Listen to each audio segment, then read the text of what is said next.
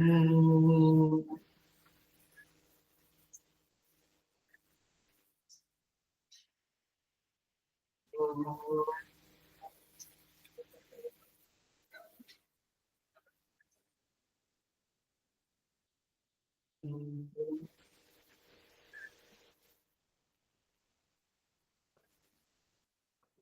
सहनावतु सहनौ भुनक्तु सह वीर्यं करवावहै तेजस्विनावधीतमस्तु मा विद्विषावहै।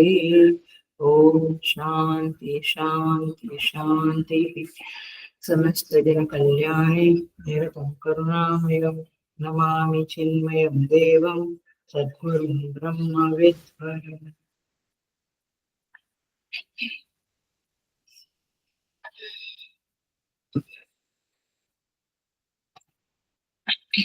Hari Om. So I welcome you all with great love and great respect in this Taittiriya Upanishad.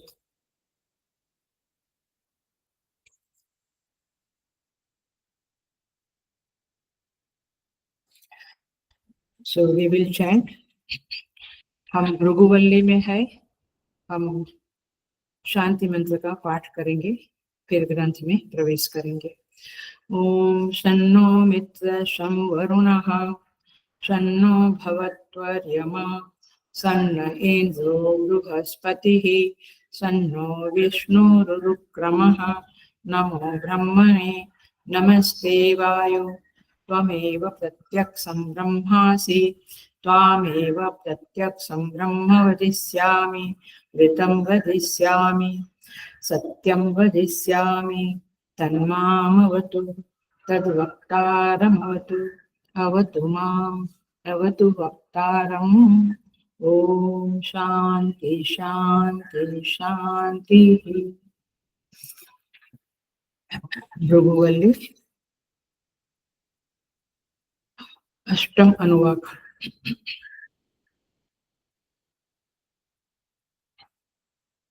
सप्तम अनुवाक। 7, 8 और 9 अनुवाक। अन्नं न निन्द्यात तद्व्रतं प्राणो वा अन्नं शरीरम् अन्नादं प्राणे शरीरं प्रतिष्ठितं शरीरे प्राणः प्रतिष्ठितः तदेतत् अन्नम् अन्ने प्रतिष्ठितं स य एतद् अन्नम् अन्ने प्रतिष्ठितं वेद प्रतिष्ठति अन्नवान् अन्नादो भवति महान् भवति प्रजया पशुभिः ब्रह्मवर्चसेन महान् कीर्त्या अन्नं न परिचक्षेत तद्व्रतम् आपो वा अन्नं ज्योतिरन्नादम् अप्सु ज्योति प्रतिष्ठितं ज्योतिस्यापः प्रतिष्ठिताः तदेतत् अन्नम् अन्ने प्रतिष्ठितं स य एतत् अन्नम् अन्ने प्रतिष्ठितं वेद प्रतिष्ठति अन्नवान् अन्नादो भवति महान् भवति प्रजया पशुभिः ब्रह्मवर्चसेन महान् कीर्त्या अन्नं बहुपूर्वेत तद्व्रतं पृथिवी वा अन्नम् आकाशो अन्नादः पृथिव्याम् आकाशः प्रतिष्ठितः आकाशे पृथिवी प्रतिष्ठिता तदेतत् अन्नम् अन्ने प्रतिष्ठितं स य एतत् अन्नम् अन्ने प्रतिष्ठितं वेद प्रतिष्ठति अन्नवान् अन्नादो भवति महान् भवति प्रजया पशुभिः ब्रह्मवर्चसेन महान् कीर्त्या। दशम अनुवाक का पहला मंत्र।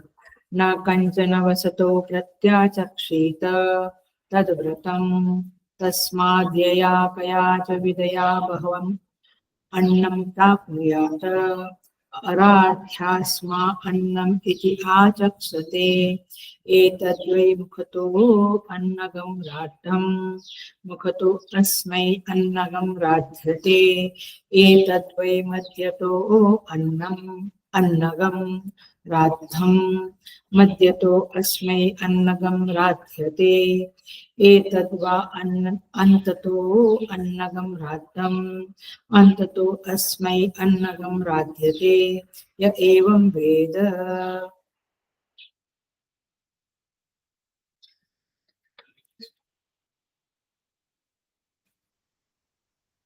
So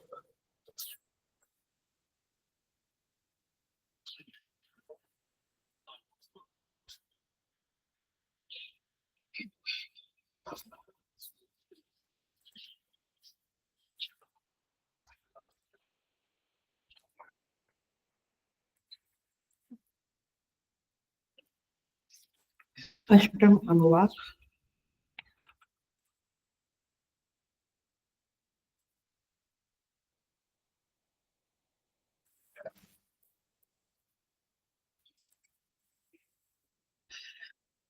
सो यहाँ पे उपासनाएं बताकर हमें चित्त शुद्धि रूपी फल की बात करी है. मूलतः उपासना का फल है चित्त शुद्धि, प्योरिटी ऑफ द माइंड. सो सप्तम, अष्टम एंड नवम, 7, 8 और 9 तीन अनुवाक में अन्न के बारे में बात करी है. सो सप्तम अनुवाक में कहा है अन्नम न निंद्यात. अन्न की उपासना में पहला व्रत है तद व्रतम, अन्न की निंदा ना करे. इसका हमने लक्ष्यार्थ भी देखा था, शरीर की निंदा ना करे.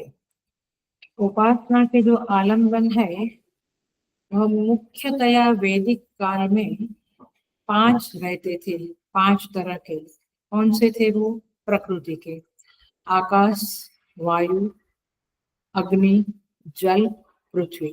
ये 5 जो महाभूत है ये हमारी उपासना का आधार, आलम्बन रहते थे. अब उसमें स्तुति माता ने और 2 आलम्बन दे दिए, शरीर और प्राण. सप्तम अनुवाक में ही दिया, शरीरम और प्राणम.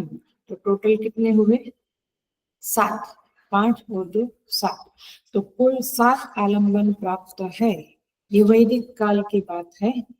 अभी के समय में तो मूर्ति वगैरह में पेड़ है, मूर्ति है, हम उसमें ही आलम्बन लेते हैं और उपासना करते हैं. उपासना में मुख्य बात जो कही थी वो पुनः याद करें. 15 दिन हो गया, एक गैप हो गया.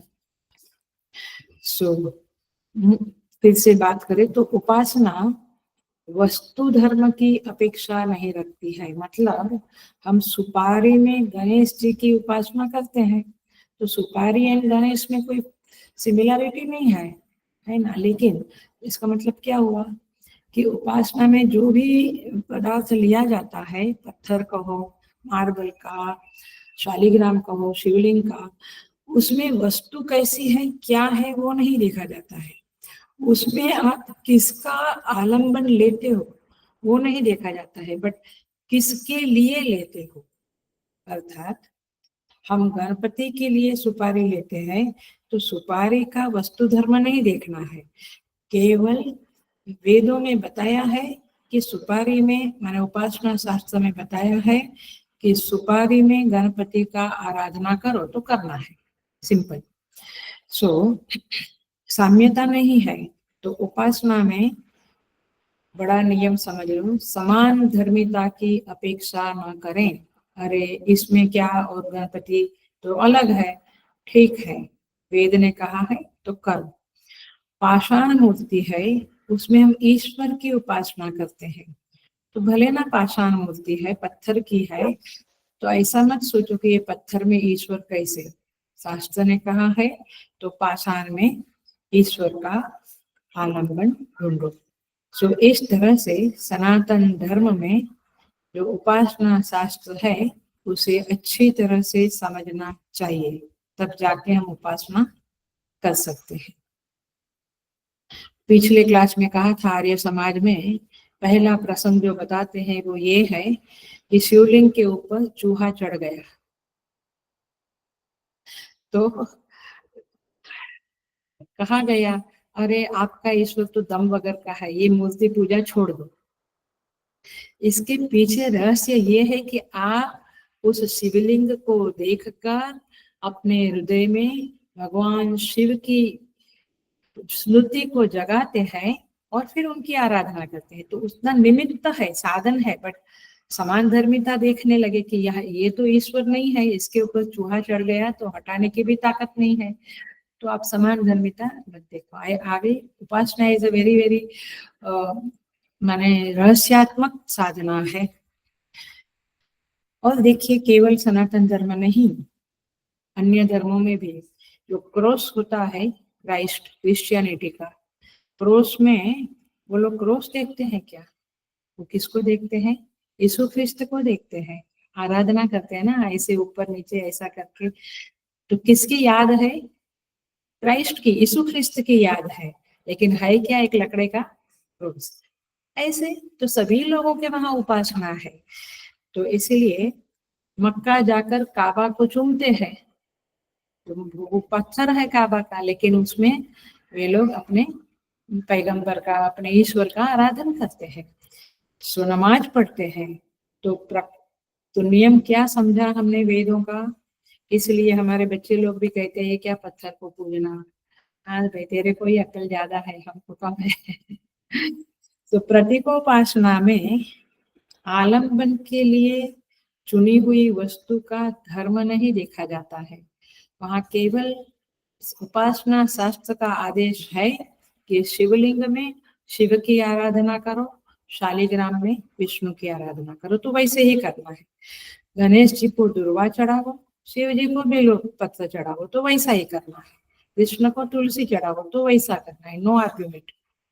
सो इस तरह से उपासना पुरुष तंत्र है। और ये बात कही थी पिछले क्लास में, रिफ्रेश कर रही हूँ। और उपासना विधि शास्त्र भी है, विधि तंत्र भी है। एक तो पुरुष तंत्र माने इसमें वस्तु तंत्र नहीं है, वो वस्तु जैसी है वैसे नहीं देखना है, हमारी जो भावना है उसको उसके ऊपर आरोपित करना है। और विधि तंत्र माने जैसे बोला है वैसे करना है। सो पहले अन्नम न निंद्यात सप्तम अनुवाद, और उसकी फलश्रुति क्या बताई? प्रजया पशुभिः ब्रह्मवर्चसेन महान कीर्त्या। आपके पास प्रजा माने आपका परिवार बड़ा होगा, बच्चे वगैरह पूरी पीढ़ी चलेगी, और फिर आपके पास भोग के साधन आएंगे, पशुभिः ब्रह्मवर्चसेना, आपकी बुद्धि तेज बनेगी, आपके चेहरे पे ब्रह्मवर्चस की कांति आएगी, स्वस्थ रहेंगे, भोग्य वस्तु विपुल आएगी, और महान कीर्ति को आप प्राप्त करेंगे। यह है सप्तम अनुवाक। तो इस तरह से हमने ये देखा। अब आते हैं हम अष्टम अनुवाक में, आठवां अनुवाक देखते हैं। वर्ड बाय वर्ड मीनिंग भी देखेंगे और थोड़ा सा डिटेल भी देखेंगे। अन्नम न परिचक्षित, क्या कहते हैं? अन्न की अवहेलना ना करे, तिरस्कार ना करे। ये अच्छा है, ये बुरा है, ये मुझे नहीं खाना, ये मुझे। अन्न की अवहेलना, तिरस्कार ना करे, त्याग ना करे। खाली धकेल देते हैं ना, नहीं धकेलना है, सम्मान रखना है अन्न के प्रति। तत्व्रतम, वह एक व्रत है। कई हिंदू घराने में, आई विल टेल ऑलमोस्ट काफी 80-90% घराना में, आज की बात नहीं पहले की बात करते हैं, अन्न को कभी ठुकराया नहीं जाता था। इसलिए प्रसाद भी जब देते हैं तो डायबिटीज है तो भी एक जरा सा ले लेते हैं हम लोग, है ना, स्वीट है तो अन्न को ठुकराते हैं। आपो व अन्नम, सप्तम श्लोक में क्या कहा था?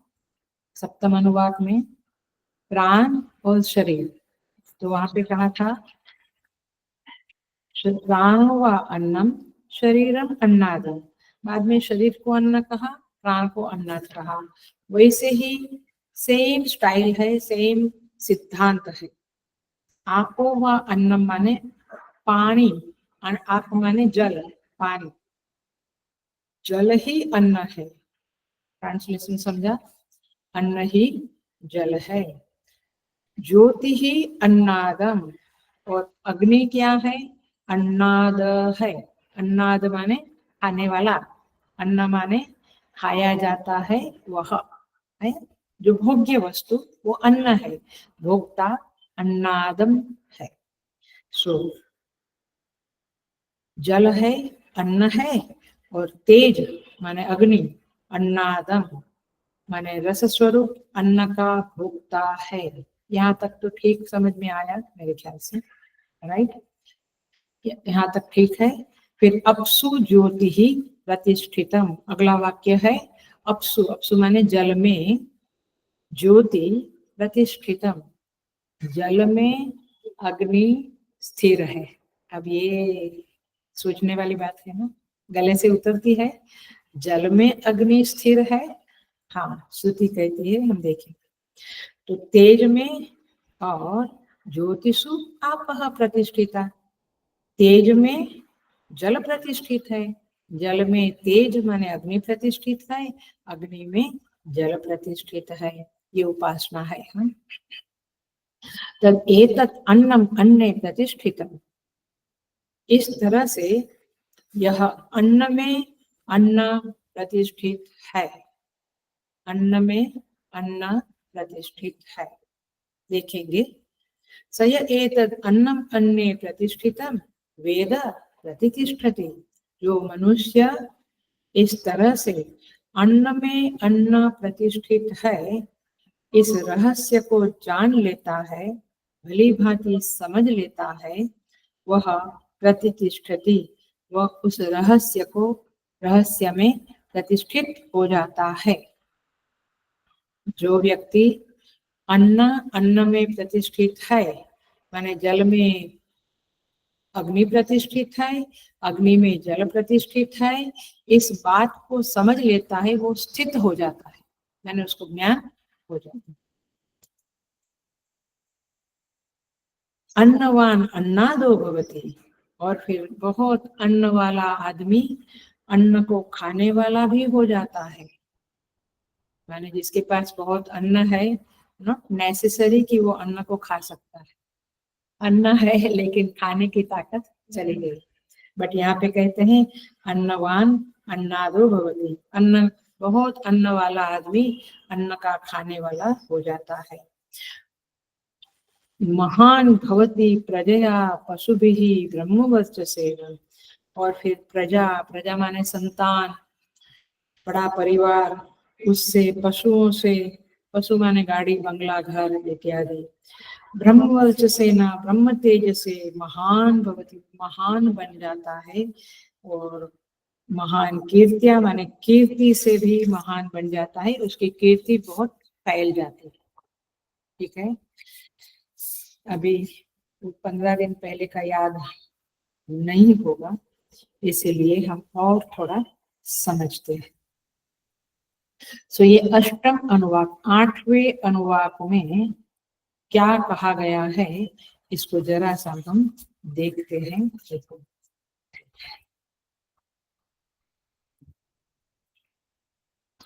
अष्टम अनुवाक,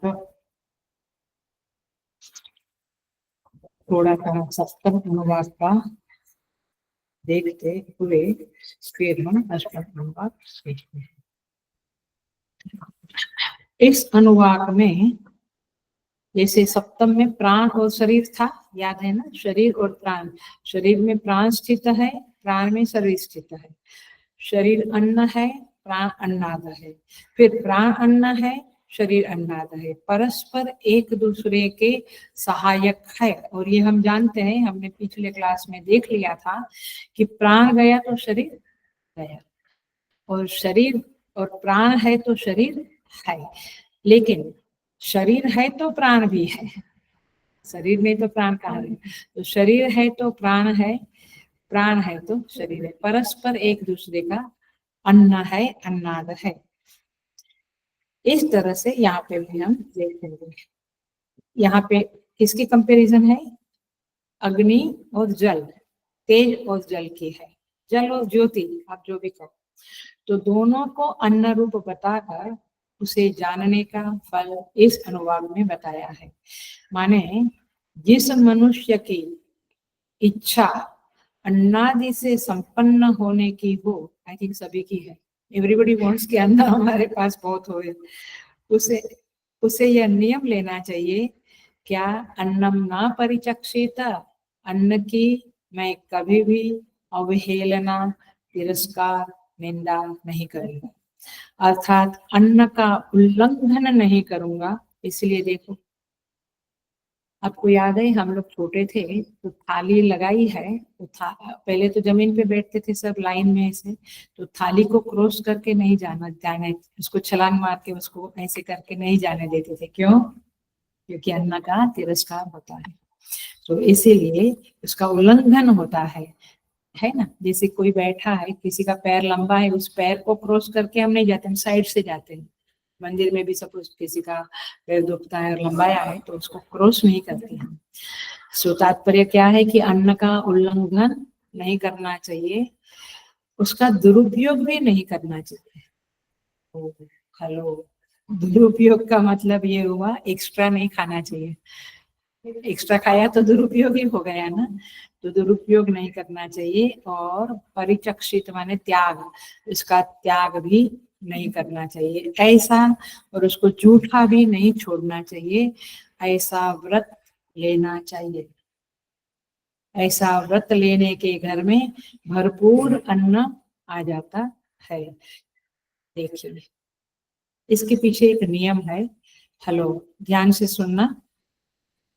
ये साधारण नियम तो यह है, जो व्यक्ति जिस वस्तु का अनादर करता है, उसके प्रति उपेक्षा वृत्ति रखता है, वह वस्तु कभी भी उसका वरण नहीं करती है। आप किसी व्यक्ति के प्रति उपेक्षा बुद्धि रख, वो आपके पास नहीं आएगा। ऐसे ऐसे आप किसी भी चीज के प्रति आप कहो कि नहीं नहीं ये काम तो बेकार है, तो ये काम माने आप कर ही नहीं सकोगे। ऐसे अन्न के प्रति उपेक्षा वृत्ति रखी तो अन्न आपके पास आएगा? नहीं आएगा। आप ये नियम को समझ लो, जो जिस वस्तु का अनादर करता है, उपेक्षा बुद्धि रखता है, वह वस्तु कभी भी उसके पास नहीं आ सकती है। किसी भी वस्तु को प्राप्त करना है, व्यक्ति के साथ दोस्ती करना है, या जिसको भी प्राप्त करना है, उसके प्रति आदर बुद्धि होनी चाहिए, नहीं तो वो व्यक्ति, वो वस्तु आपके पास नहीं आएगी। तो जिसमें आदर बुद्धि नहीं, वह उसको पाने की इच्छा न करे। लेकिन यदि आप अन्न को पाने की इच्छा करते हैं, तो आप में अन्न के प्रति बहुत आदर भाव होना चाहिए। अब समझे हम कि इसके संदर्भ में श्रुति माता ने क्या साधना दी है, उपासना दी है। कहते हैं जल ही अन्न है। देखो, है, क्योंकि सारा अन्न जो उगता है उसमें जल निहित है, तो जल ही अन्न है। क्योंकि सब प्रकार के अन्न खाद्य वस्तुएं जल से उत्पन्न होती है, और इसीलिए जल ही अन्न है। ये पहला वाक्य हुआ। श्रुति साथ में देखते रहना। क्या कहा? आपो अन्नम, श्रुति माता ने क्या कहा? आपो व अन्नम, जल ही अन्न है। नाउ सेकंड वाक्य श्रुति माता कहती है ज्योति ही अन्नादम। ये जो ज्योति है, ज्योति माने तेज, अग्नि, वह अन्नाद है, अर्थात तेज ही, अग्नि ही जल का भक्षण करने वाला भुगता है। राइट? अग्नि में जल डाला तो वो स्वाहा हो गया, माने अग्नि ने जल को खा लिया। तो अन्नाद, अन्नाद माने अन्न को खाने वाला, अन्न माने अन्न, अथवा अन्न को भोग्य कहो, अन्नाद को भोक्ता कहो, आप जो भी कहो। सो यह जो जल से ही उत्पन्न होती है खाद्य वस्तुएं, बट तेज है, अग्नि है, वो जल रूप अन्न को भक्षण करने वाला है। तो तेज क्या बना? अन्नाद। पकड़ी बात? अब अभी क्या बात चल रही है? जल अन्न है, तेज अन्नाद है, इतना पक्का करो ना। अभी क्या बोलते हैं देखो, अपसु ज्योति ही प्रतिष्ठितम। अब बात करते हैं जिस प्रकार, अब ये अपने सहज देखा है, अब समष्टि में देखो, टोटलिटी में देखो। जिस प्रकार अग्नि अथवा सूर्य की रश्मि किरण बाहर के जल का शोषण करती है, समुद्र से जल उठाती है ना, तो अग्नि ने जल का शोषण किया, तो अग्नि क्या बनी? भुक्ता, अन्न। उसी प्रकार शरीर में रहने वाली जठराग्नि शरीर में जाने वाले जलीय तत्वों का शोषण करती है। जल तत्व जो हम डालते हैं उसका, जलीय तत्व माने अन्न भी, गेहूं की चपाती, दाल, चावल, सब अन्नमय है।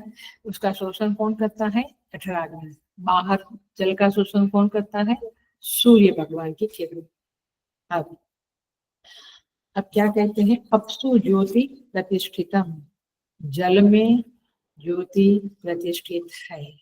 अब इसको जरा सा समझेंगे। जल में ज्योति प्रतिष्ठित है का अर्थ देखो, जल स्वभाव से कैसा है? ठंडा है, गर्म नहीं।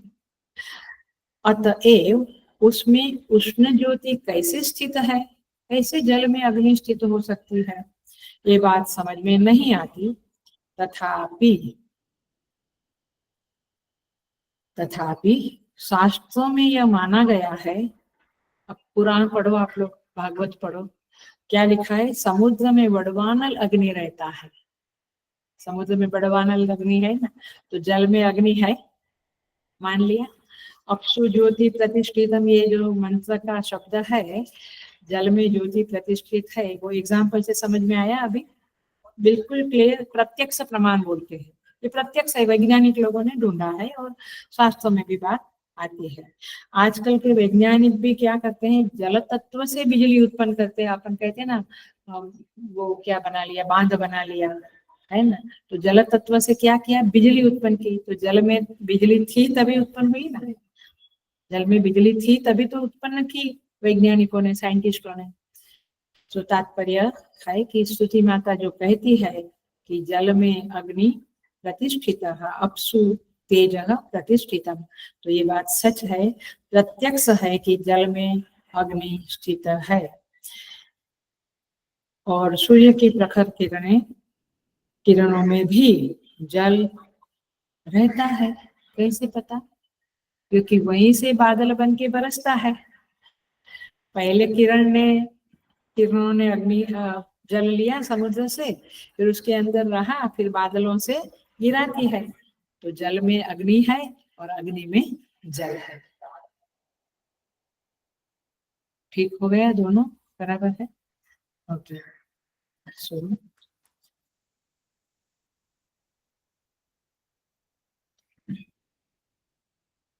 आगे बढ़ते हैं। तो देखो, इस प्रकार जल और तेज एक दूसरे में आश्रित है।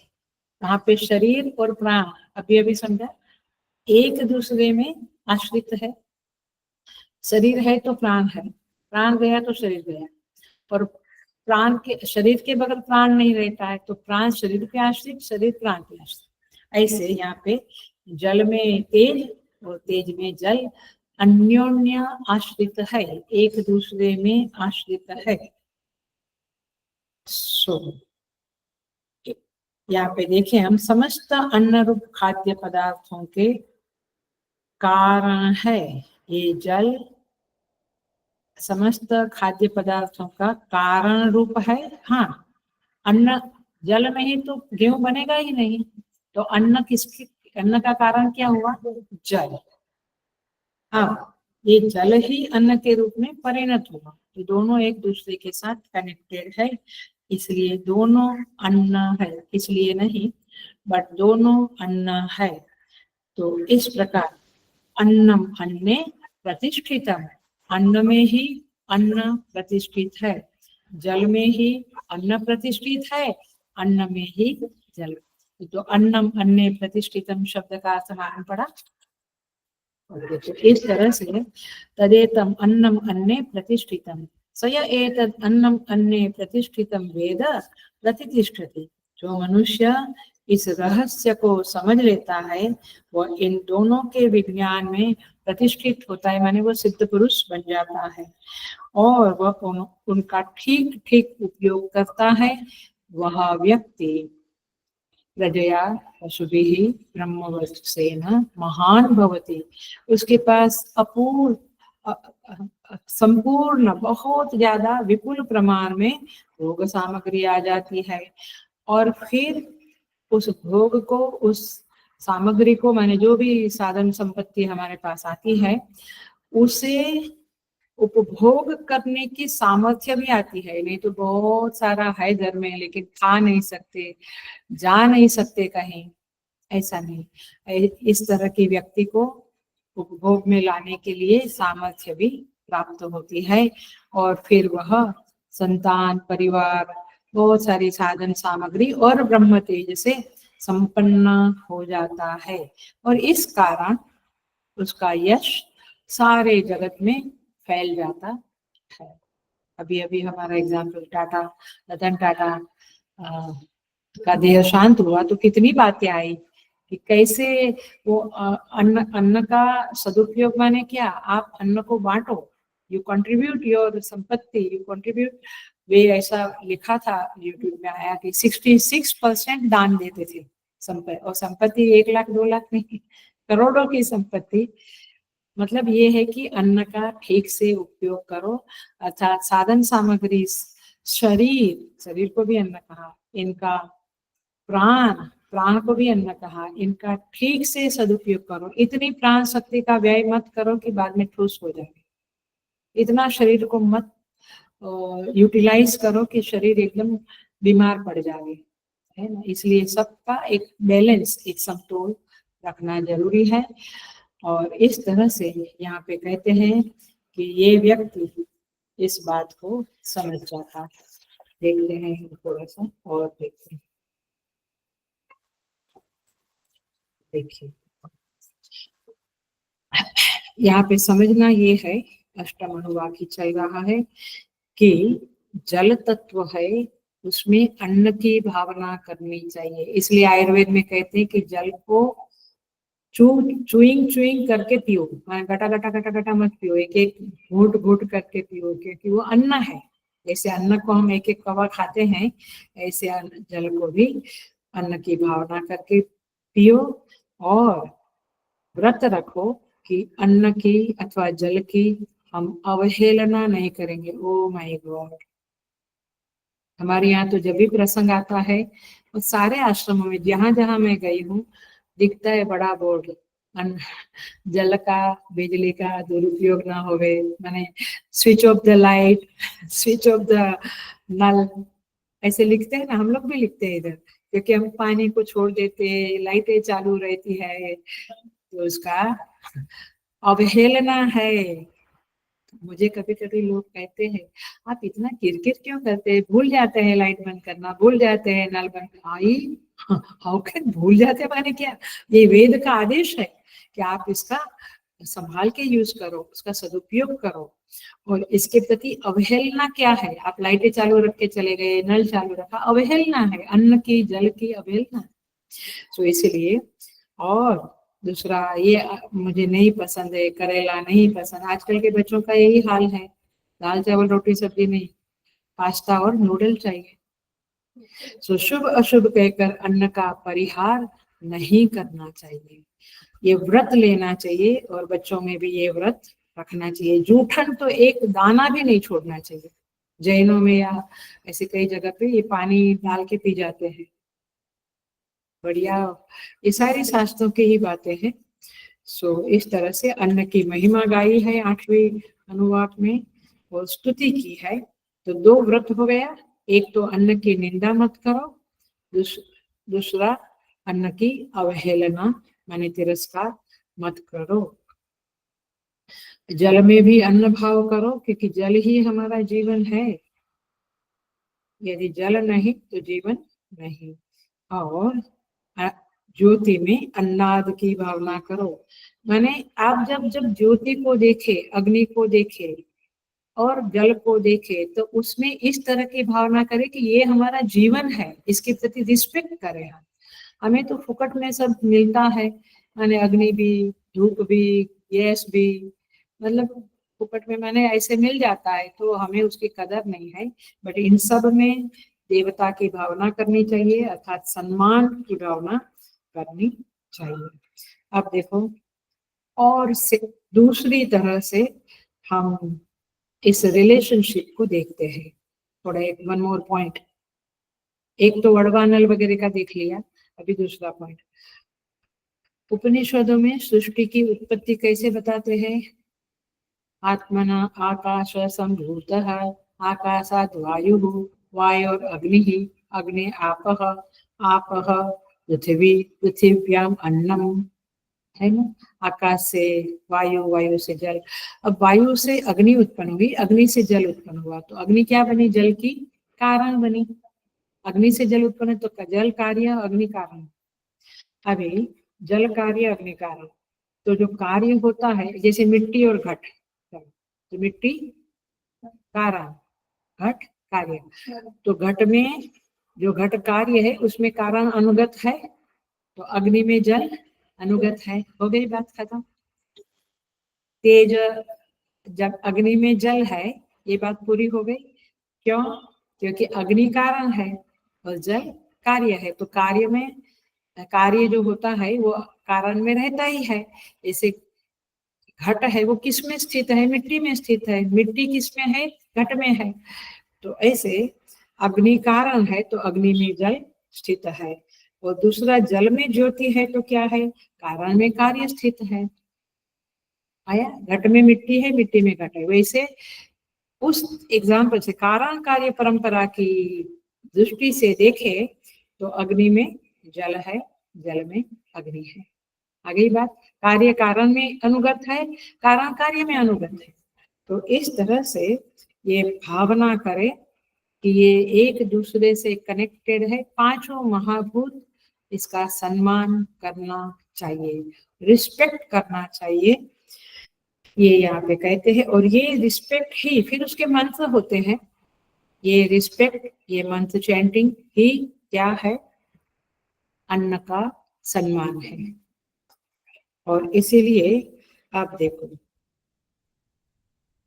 अब अन्न है भोग और अन्नाद है भोक्ता, करेक्ट। तो यहाँ पे पहला टुकड़ा लो, शरीर और प्राण। तो क्या कहा? प्राण अन्न है, शरीर भोक्ता है। तो अन्न और अन्नाद भोग्य और भोक्ता। इधर क्या कहा? जल भोग्य है, अग्नि उसकी भोक्ता है। तो भोक्ता और भोग्य की बात है, तो इससे, हेलो, थोड़ा सूक्ष्म पॉइंट है, ध्यान देना, अटेंशन से सुनना।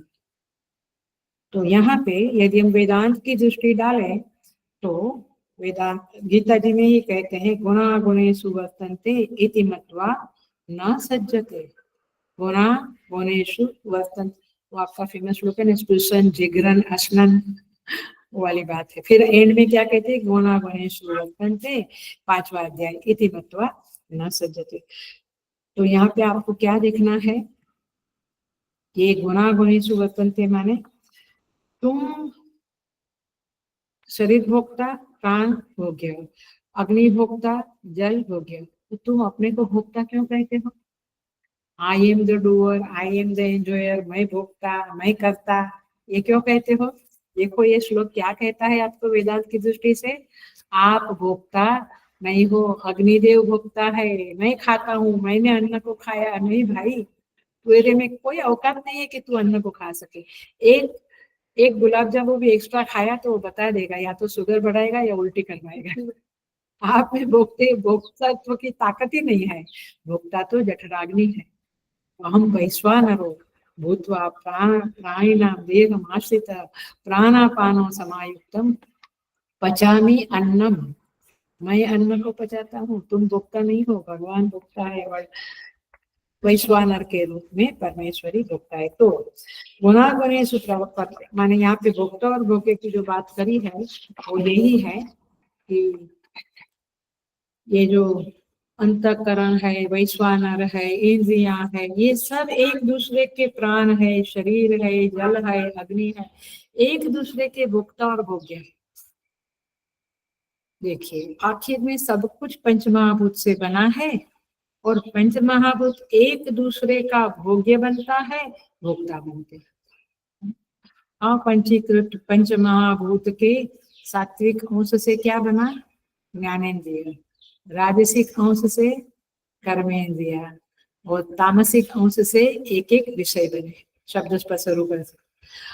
पंचीकृत पंचमहाभूत के सात्विक अंश से अंतःकरण, राजसिक अंश से प्राण और तामसिक अंश से शरीर बना। अब ये अंदर अंदर यही लोग एक दूसरे के भोग है, भोग्य है, एक दूसरे के भोक्ता है। तुम किधर आए, लेकिन तुम अपने को क्या कहते हो? मैं भोक्ता। अब देखो, अब यहाँ पर और भी एक तरह से कोई मुझे देखकर, कोई अहम माने कोई जीव अहम प्रसन्न होता है तो वो क्या बना? भोक्ता। मैं क्या बना? भोग्य, क्योंकि मुझे देखकर वो प्रसन्न हुआ है ना। और मैं किसी को देखकर प्रसन्न हुआ या किसी वस्तु का, अरे रसगुल्ला है, आइसक्रीम है, वाह, देखकर प्रसन्न हुए तो मैं क्या? भोक्ता। अच्छा, उसको खाया तो भोक्ता, और ये जगत भोग्य। तो इस तरह से सारा जगत भोक्ता भोग्य के रूप में है। बट जगत है क्या? पंचमहाभूत का पसारा। तू उधर, तेरा उधर कोई लेना देना नहीं है। लेकिन तात्पर्य यह है कि इस श्लोक से हम वेदांत की दृष्टि से भोक्ता भोग्य के रिलेशनशिप को काट दे सकते हैं, माने अपने में भोक्तृत्व भाव या भोग्यत्व का भाव को हटा सकते हैं। और उपासना के संदर्भ में हम ये जगत में पंच महाभूत को देखते हैं तो उसमें उसकी उपासना करनी है, उसमें भोक्ता भोग्य भाव को, अन्नम अन्नादम भाव को आरोपित करके उपासना करनी है। तो इस तरह से यहाँ पे इति मत्वा न सज्जते, हमें ये बातें देखनी है। आ जाते हैं हम नवम अनुवाद के ऊपर।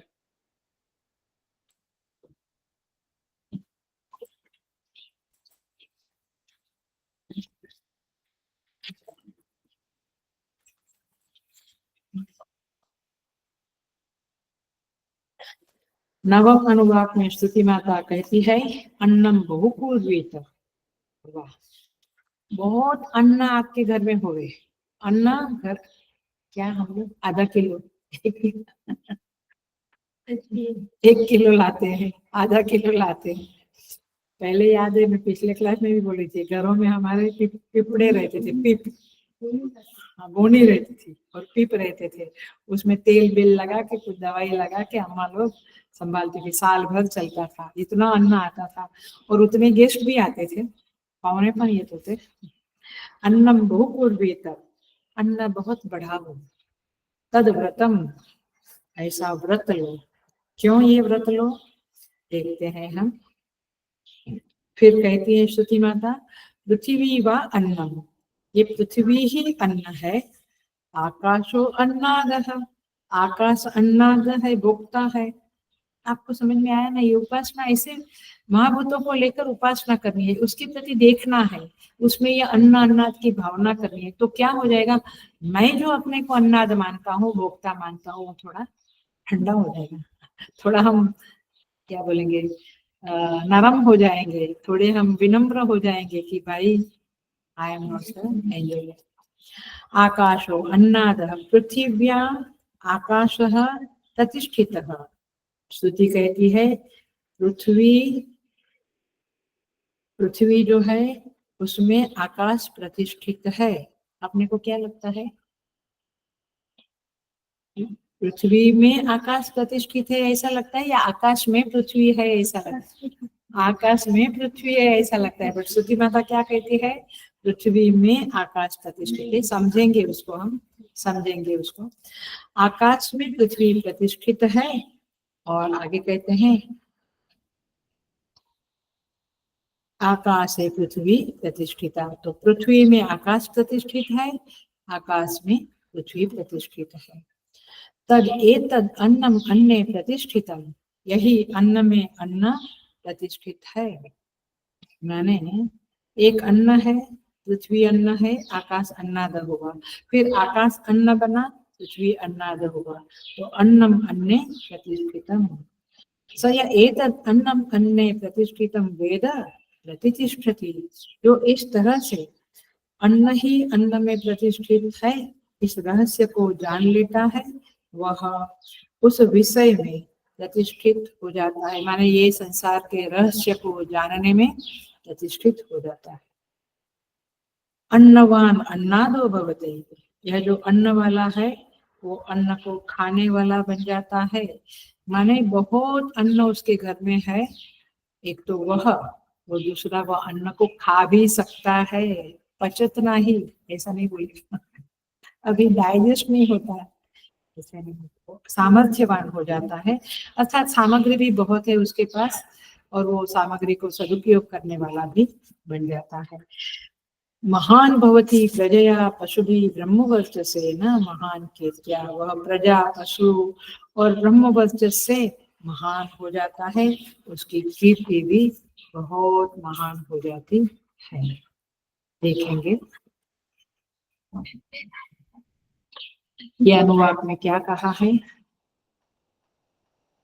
पृथ्वी और आकाश, इसका पहले एग्जाम्पल क्या लिया था सप्तम में, शरीर और प्राण। अष्टम अनुवाद में जल और तेज अग्नि। अब ये नवम अनुवाद में पृथ्वी और आकाश। पकड़ा? कुछ भी लो, इसमें ज्यादा कुछ समझना वाली बात नहीं है। मैंने आप यहाँ पे श्रुति ये कहती है कि पंच महाभूत ही अन्न अन्नाद के रूप में व्याप्त है, विद्यमान है, आप उसमें अन्न और अन्नाद की भावना करो। तो आकाश और पृथ्वी दोनों को अन्न रूप बताकर उसके तत्व को जानने की बात करी है, और उसके तत्व को जो जानता है वह महान बनता है। खाली ऐसे आकाश को देखा और फिर ऐसे नहीं, उसके तत्व को जान लेना चाहिए। तो भाव क्या है, जिस मनुष्य को अन्न से समृद्ध होने की इच्छा है, उसे पहले तो ये व्रत लेना है कि मेरे घर में बहुत अन्न आएगा, आधा किलो पाव किलो नहीं बहुत भर के अन्न आएगा अथवा आना है, मुझे लाना है, ये व्रत रखना, ये दृढ़ संकल्प करना, मैं अन्न को मेरे घर में बहुत बढ़ाऊंगा। अथवा खेती करते हैं तो किसान को ये व्रत में बहुत अन्न पकाऊंगा। तो तेजोमयानंद जी, स्वामी तेजोमयानंद जी हमारे गुरु जी कहते थे, तो कहते हैं थिंक बिग, बड़ा सोचो, आधा किलो पाव किलो नहीं, बड़ा सोचो। सो किसी वस्तु का अभ्युदय होना है, विस्तार होना है, तो उसे आकर्षित करने का जो उपाय है वो यह है कि पहले व्रत लो, संकल्प करो कि मुझे बहुत अन्न चाहिए मेरे घर। जो व्यक्ति छोटा छोटा सोचता है, लिटिल लिटिल सोचता है, इतना मिला हाँ बहुत हो गया, तो क्षीण करने पर तुला है, वह वस्तु उसको कदापि नहीं मिल सकती है। माने उसके अंदर थिंक बिग वाली बात होनी चाहिए, और जिस वस्तु के बारे में वो ऐसा, ये तो छोटा है, ये तो ऐसा है, तो उसको कभी बड़प्पन नहीं मिलेगा। तो अन्न के तत्व को समझना है, और यहाँ पे एग्जाम्पल दिया है, अन्न के तत्व को समझना माने जीवन को समझना है, क्योंकि जीवन अन्न से ही है। तो हम कितना अन्न के प्रति अभी काफी क्या बोलते हैं, अवेयरनेस आ गई, डाइटिंग एंड क्या खाना क्या, पहले कहाँ इतना था। सो पृथ्वी के तत्व को, अन्न के तत्व को समझना है। सो पृथ्वी अन्न है, अर्थात जितने भी अन्न है, जो भी गेहूं चावल दाल बीज जो भी सब्जी फल खाने वाली जो खाद्य पदार्थ है, वह सब कुछ पृथ्वी से उत्पन्न होते हैं। तो पृथ्वी अन्न है, समझ में आ गई बात। पहले जल अन्न है, समझ में आया, क्योंकि जल के बिना तो शरीर टिकेगा नहीं, अन्न के बिना जीवन टिकेगा नहीं। तो अन्न ही, पृथ्वी ही अन्न है। इसलिए यहाँ पे जो पहला वाक्य लिखा है अन्नम बहुपूर्वीत तद्व्रतम पृथ्वी व अन्नम, तो पृथ्वी ही अन्न है। पृथ्वी को अपने में विलीन कर लेने वाला इसका आधारभूत आकाश ही अन्नाद है, क्योंकि पृथ्वी आकाश में रहती है ना, है ना। पृथ्वी एक आकाश में रहती है, आकाश में अनेक ग्रह रहते हैं, उसमें एक पृथ्वी भी रहती है। तो पृथ्वी क्या बनी? अन्नम, और आकाश क्या बना? अन्नाद, खा जाएगा आकाश उसको, तो आकाश अन्नम बना, अर्थात अन्न का भोक्ता बना। थोड़ी सी साइड की बात है बट कर लेती हूँ। हम जब खाना खाते हैं तो आयुर्वेद नियम बताता है कि आधा पेट खाओ, आधा पेट पानी से पाव पेट पानी से भरो, पाव पेट अवकाश रखो। यहाँ आया वो अवकाश है तो अन्न पच के जीर्ण होकर जाएगा, अवकाश नहीं तो उल्टी रूप में बाहर आएगा या कुछ तो गड़बड़ आया। तो आकाश अन्न को खाता है, यस, आकाश है तो अन्न का जीर्ण होता है। और वैसे भी जो आकाश है वो आधारभूत है, आकाश में पृथ्वी रहती है, इसलिए आकाश अन्नाद है। पृथ्वी में आकाश स्थित है। अभी क्या कहते हैं? आकाशो अन्नाद, पृथिव्याम आकाशः प्रतिष्ठितः, पृथ्वी में आकाश स्थित है। अब ऐसा क्यों कहते हैं? आकाश में पृथ्वी स्थित है ये तो समझता है, लेकिन पृथ्वी में आकाश है कैसे समझता है?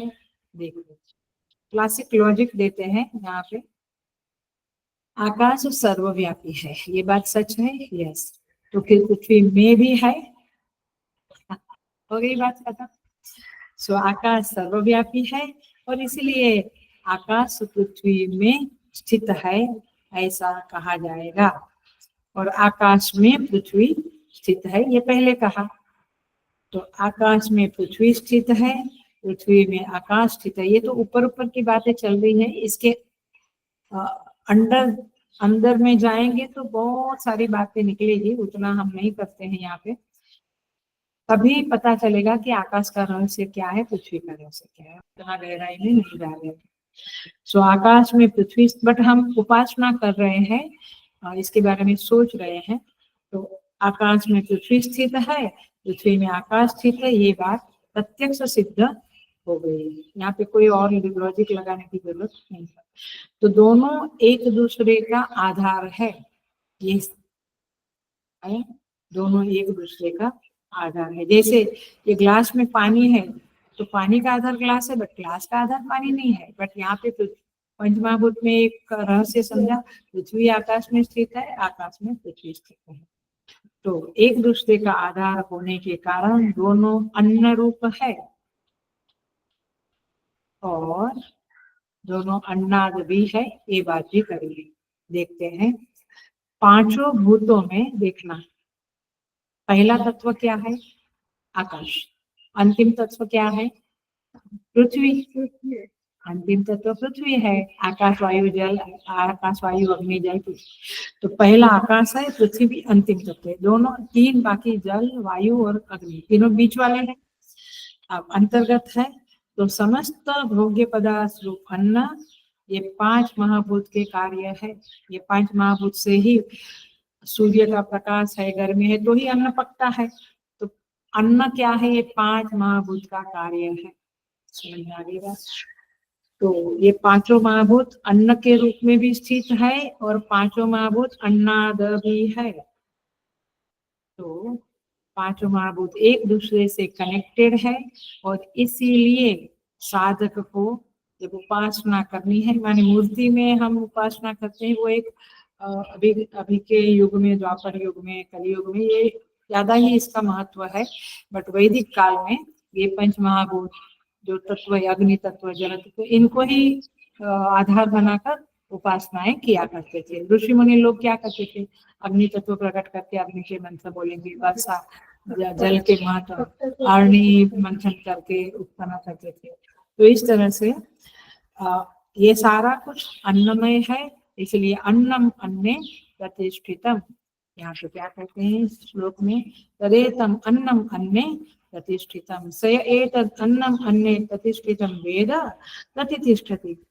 इस तरह से ये पंच महाभूत के तत्व को आप समझिए, तत्व को माने उसके रहस्य को, उसके अस्तित्व के बारे में आप सही सही जान लेते हैं, क्योंकि यही हमारा जीवन है, यही दुनिया है। संसार और क्या है पंचमहाभूत के अलावा? हमारा शरीर क्या है पंचमहाभूत के अलावा? तो इसके रहस्य को जान लेते हैं। नहीं, हम तो ये जानेंगे कि बाजू वाले के घर में इनकम कितनी है और वो कितनी रोटी खाते हैं और उसकी लड़की कहाँ जाती है। समझ में आया? हम लोग क्या कहाँ जी रहे हैं और श्रुति हमें कहाँ ले जा रही है। श्रुति कहती है कि आप सब छोड़ो, आखिर मजेदार है, पंच महाभूत का पसारा है, तो ये पंच महाभूत के तत्व को समझने की, जानने की कोशिश करो। यही अन्न में अन्ना प्रतिष्ठितम है। इसे जो जान लेता है वह, और उसका जो यथा योग्य उपयोग कर लेता है, इस शरीर का, इस मन का, मन को भी क्यों बिगाड़ते हैं हम लोग निंदा स्तुति करके, ये मन का, प्राण का, ये जल का सही उपयोग कर लिया तो आदमी इस विषय में सिद्ध हो जाता है, इसके तत्व को जान लेता है और फिर फलस्वरूप क्या पाता है? प्रजया पशुभि ब्रह्मवर्चसेन महान कीर्त्या, उसका संसार बहुत समृद्ध हो जाता है, उसके पास समृद्धि आती है, संतान प्रजा आती है, गाड़ी बंगलों आते हैं और उसकी कीर्ति भी महान हो जाती है। और इस समृद्धि को भोगने के लिए वह संपन्न सामर्थ्य युक्त बन जाता है, उसका यश इस जगत में फैल जाता है और इस तरह से वह महान बन जाता है। देखते हैं इसको भी थोड़ा सा और थोड़ा गहराई में देखते हैं।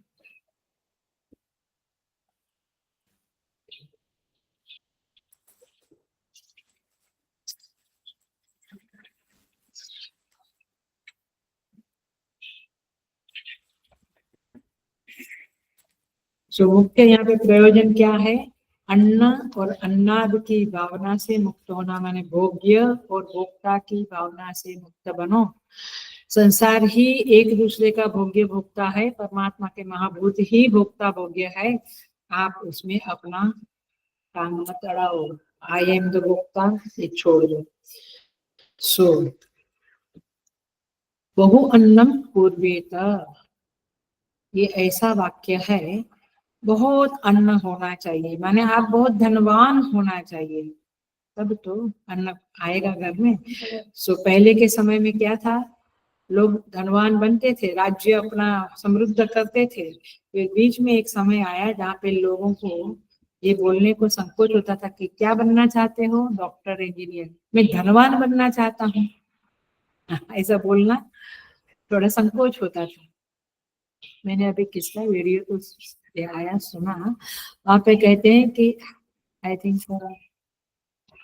कुमार विश्वास का था, कहते हैं कि मैंने बेटी से पूछा, एक 14-15 साल की थी, तब पूछा बेटा तू क्या बनना चाहती हो? तो उसने कहा मैं खुश रहना चाहती हूँ, माने मैं खुशीवान बनना चाहती हूँ, आनंद, मैं हमेशा खुशवान। धनवान माने धनवान नहीं, धनवान हमेशा खुशी होता है ये जरूरी नहीं है, बट मैं खुश रहना चाहती हूँ। तो लोग धनवान बनना बोलना थोड़ा उनको छोटापन लगता था, संकोच करते थे। लेकिन हम देखें, मैं एग्जाम्पल इसीलिए देती हूँ कि श्रुति माता जो कहती है ये बहुत सच है। श्रद्धा तो है हमारी, बट सच है, क्योंकि वाल्मीकि रामायण में आता है, वशिष्ठ मुनि श्री राम से कहते हैं, धनमूलम ही काकुत्स्थम सर्वम इदम जगत।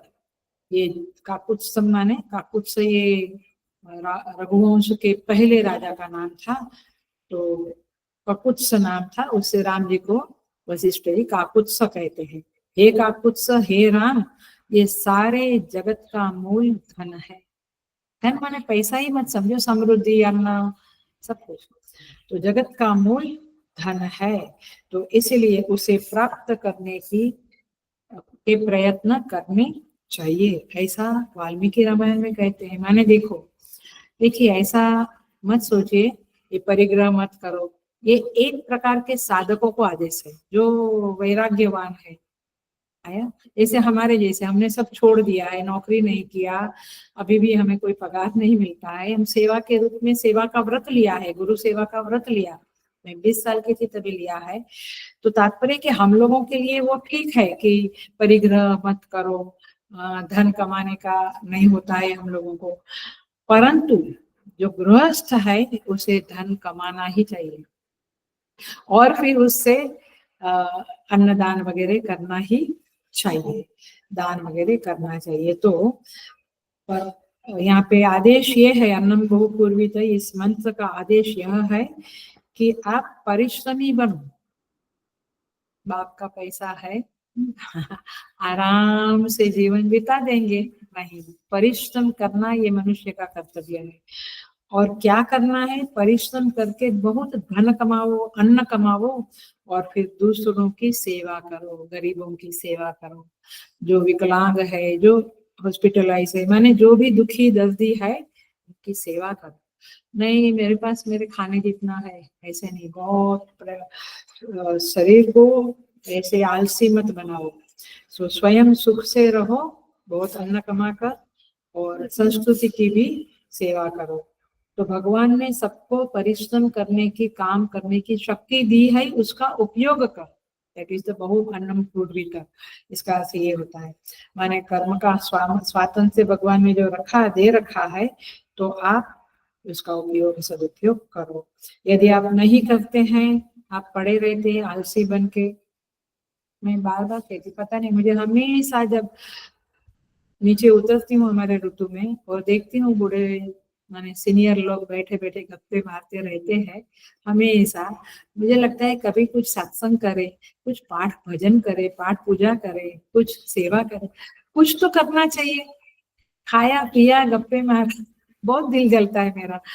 मुझे याद है, मैं कितनी बार क्लास में कह चुकी हूँ, फिर से कहती हूँ कि मुझे याद है मैं छोटी थी, तभी तभी हमारे बिल्डिंग में नीचे ग्राउंड में एक जगह में कमरा जैसा, सारे बिल्डिंग के पुरुष लोग, स्त्री लोग, बच्चे लोग सब आके भजन करते थे। सच्ची रोज रात को 1-1.5 घंटा मस्त भजन होते थे, तबला मंजीरा सब लेकर रोज भजन होते थे। आज भी याद है वो भजन सारे। तो ये एक कुछ तो करना चाहिए, एकदम खाया पिया गप्पा मारा सोया, दैट्स नॉट अ लाइफ। तो वो तो अपने मनुष्य का शरीर दिया है तो वह तो गाली है, ऐसा आचार्य लोग कहते हैं। इसलिए मनुष्य को आश्रयी बनकर नहीं जीना है, आश्रय दाता बनकर जीना है। किसी के आश्रय में रहकर नहीं जीना है, हम दूसरों को आश्रय देवे, ऐसा जीवन मनुष्य को जीना चाहिए। ये बात यहाँ पे इस अनुवाद में फलित होती है, समझी जाती है। तो इसे हम देखेंगे। हम थोड़ी सी, टाइम कम है, थोड़ी सी भूमिका बना देते हैं। तो अभी हमारा 9 अनुवाद एक तरह से पूरा होता है। थैंक गॉड, ये बिल्कुल बहुत लंबा चला, माने गेप बहुत आए हमारे। एनीवे, ईश्वर इच्छा भली से। सो ये इस तरह से ये 9वां अध्याय यहाँ पे पूरा होता है। 10वें अनुवाद में एक शुरू करने के पहले एक भूमिका बनाती हूँ, फिर हम छोड़ देंगे। ऐसा शास्त्रों में देखा जाता है, ध्यान से सुनना, हेलो, शास्त्रों में ऐसा देखा जाता है कि मुख्यतया एक कर्म होता है अथवा उपासना होती है, जैसे अग्निहोत्र, जैसे ध्यान करना अथवा जप करना, तो उसका अनुष्ठान होता है। लेकिन उसके साथ उसको मुख्य कर्म कहेंगे, मुख्य उपासना कहेंगे, उसके अथवा मुख्य यज्ञ कहेंगे, उसके साथ एक कर्मांग, माने उपासना का एक अंग होता है, कर्म का एक अंग होता है, अथवा कर्म शेष कहते हैं उसको। तो ये अन्नम बहु पूर्वीत, अन्नम न निंद्यात, अन्नम न परिचक्षित, ये सब बातें क्यों करी है? ये सब क्या है? ये मुख्य उपासना नहीं है, ये मुख्य कर्म नहीं है, ये क्या है? कर्मांग है, कर्म का एक अंग है। उपासना आप जब करते हैं, साधु बनते हैं आप, उपासना अथवा साधक बनते हैं, तो उपासना के साथ साथ ये कर्मांग भी फॉलो करो। आया? आकाश की उपासना करते हैं। चलो एक अच्छी बात बता दूं, आकाश की उपासना करते हैं हम, और फिर मन छोटा रखते हैं। तो समझ में आ रही है? कनेक्शन समझ में आ रहा है? हमने आकाश, अवकाशात्मक आकाश की उपासना करी, लेकिन अपने भीतर किसी को भी जगह नहीं दी। आई बात समझ में? ये बहुत गहरी बात है। मैं पुनः जब नेक्स्ट क्लास होगा तब कहूंगी, बट अभी हिंट दे दिया कि अगले मंत्र जो अगला जो मंत्र है वो क्या, कैसा, क्या बात है। आकाश की उपासना करते हो और किसी को जगह नहीं देते हो। कोई बोलता है 10 मिनट बैठो इधर, नहीं नहीं। ट्रेन में याद है ना मुझे, वो तो बहुत याद है, मैंने भोगा है कि 3 लोगों का सीट होता है। हम जाते थे कॉलेज में, कुर्ला में रहते थे, सायन में, SIS में जाते थे पढ़ने को कॉलेज में, तो लटकते फटकते, तो 3 की जगह है तो चौथे को फैल के बैठ जाएगा, चौथे को जगह नहीं देगा। काय की उपासना? हाथ में माला है, जब कर रहा है, लेकिन फैल के, मतलब हम समझते ही नहीं है शास्त्र को। वो शास्त्र को आचार्य मुख से श्रवण नहीं किया, कितना पढ़ लो कुछ नहीं समझेगा। सच बात है ना? ये बातें कितनी गहरी बात है। आकाश की उपासना करते हैं, अवकाश नहीं देते। तो उपासक कौन है? मैं हूँ, मेरा हृदय है। और उपास्य क्या है? आकाश। तो उपासक और उपास्य के बीच में कोई दोस्ती बनी? समझ में आया? कोई संबंध ही नहीं बना, तो फिर आपकी उपासना फुकट गई। अरे मैं इतना माला करता हूँ, इतना जप करता हूँ, इतना पंचमहाभूत की, शालिग्राम की, शिवलिंग की उपासनाएं करता हूँ, बट तुम उसके रहस्य को जानते ही नहीं हो। ये रहस्य का एक झलक दिखा रही हूँ। तो अच्छा, माने हृदय बहुत संकीर्ण है और आकाश की उपासना। अच्छा, दूसरा पृथ्वी की उपासना। ऐसे तो इतना ये श्लोक, ये मंत्र इतने गहरे हैं कि सालों बीत जाए, बहुत गहरे। पृथ्वी की उपासना करते हैं, पृथ्वी माता को नमस्कार करते हैं, उपासना करते हैं। लेकिन पृथ्वी का मेन गुण क्या है? जैसे आकाश का गुण अवकाश देना है, स्पेस देना है, पृथ्वी का मेन गुण क्या है? क्षमा। पैर रख के आप चलते हैं, वो कितने जीवों को क्षमा करती है। क्षमाशीलता ये भूमि माता का मेन गुण है। ओके। और उपासक मैं हूँ, पृथ्वी की उपासना करता हूँ, और मेरे अंदर क्षमा नाम की चीज ही नहीं है। I get angry with everybody, I get irritated with everybody. मैंने मेरे अंदर कोई जरा सा कुछ किया तो बिल्कुल एटम बम फूट जाता है। तात्पर्य यह है कि हम जिसकी उपासना करते हैं उसके गुणों का हमारे अंदर कुछ भी अंश नहीं है, तो फिर काहे की उपासना? तो फिर उपासना के तत्व को, पृथ्वी के तत्व को, आकाश के तत्व को हमने समझा ही नहीं। अब आया महाभूत के तत्वों को समझना। सो इस तरह से कोई समरूपता नहीं है, उपासक उपासक के बीच में कोई मेल नहीं है। तो फिर भगवान, वेद भगवान कहते हैं तद व्रतम, ऐ साधक तुम व्रत धारण करो कि अन्न का उपेक्षा नहीं करना, माने शरीर का उपेक्षा नहीं करना, माने पंच महाभूत का उपेक्षा नहीं करना, अर्थात इनके प्रति आदर भाव रहे हमारा, जल के प्रति, अग्नि के प्रति, वायु के प्रति। हम प्राण शक्ति का अति व्यय ना करें, हम शरीर को अति ना खींचे। आजकल तो खींचा ही जाता है, खींचा है, और पैसा चाहिए। अरे बट तू पैसा लेके तू उसको उपयोग नहीं कर पाएगा, ऊपर चला जाएगा जल्दी। तात्पर्य ये है कि हम तत्व को, रहस्य को जानते ही नहीं है। तो यहाँ पे आगे का जो मंत्र आएगा उसमें यही बातें कही जाएगी कि आप, बट ये क्या है? कर्म शेष है, कर्मांग है, इतनी बात पक्की समझनी चाहिए। जैसे आप अग्निहोत्र करते हैं, अग्निहोत्र का हवन करते हैं, तो 10 पूर्ण चातुर्मास अतिथि पूजन, ये उसके कर्म शेष है। अतिथि पूजन नहीं किया और अग्निहोत्र यज्ञ किया, और यज्ञ में नहीं, मैंने आपको इनवाइट नहीं किया था, यू गेट आउट फ्रॉम। ऐसे सब ऐसा नहीं कहते हैं लोग, बट खाने के लिए उतने ही लोगों को कार्ड दिखा के खाना पड़ता है, आपको कार्ड दिखाओ तभी खाना पड़ता है ना, ऐसा ही कुछ है ना, एंट्री तब मिलती है जब आपके पास होता है। एनीवे, सो इस तरह से यहाँ पे कहते हैं कि कर्मांग और कर्म शेष को समझना पड़ेगा, और आपको उसके कर्म शेष को करना पड़ेगा। जैसे आप श्रवण करते हैं, सुन लो, आपके काम का है, श्रवण करते हैं तो फिर श्रवण एक यज्ञ है, एक प्रकार का यज्ञ करना है। अब श्रवण के बाद उसका मनन नहीं किया, उसका निधिध्यासन नहीं किया, और इस श्रृंखला को, कनेक्शन को नहीं समझा, उसको मन में फिर बुद्धि में उसको दोहराया नहीं, थोड़ा याद करना, कुछ नहीं किया, तो फिर वो कर्म शेष कर्मांग नहीं किया, तो वो कर्म बहुत फल समझ में आ गई बात, नहीं देता है। तो इस तरह से स्टूडेंट है तो हमें पढ़ना है, उसके नोट्स बनानी है, एग्जाम देना है। तात्पर्य ये हुआ कि इस तरह से आप हर एक वैदिक कर्म में अथवा लौकिक कर्म में एक मुख्य कर्म होता है, एक कर्मांग अथवा कर्म शेष होता है। तो ये अन्नम वाले सप्तम अष्टम नवम और दशम अनुवाद का पहला अनुवाद, ये चारों के चारों अनुवाद कर्म शेष है, कर्मांग है, ये मुख्य कर्म नहीं है। इसको याद रख के इस बड़े प्यारे प्यारे तीनों अनुवाद को हम पूरा करते हैं, पुनः मिलेंगे। ओम पूर्णमद पूर्णमिदं पूर्णात् पूर्णमुदच्यते पूर्णस्य पूर्णमादाय पूर्णमेवावशिष्यते। ओम शांति शांति शांति। हरि ओम। श्री गुरुभ्यो नमः। हरि ओम।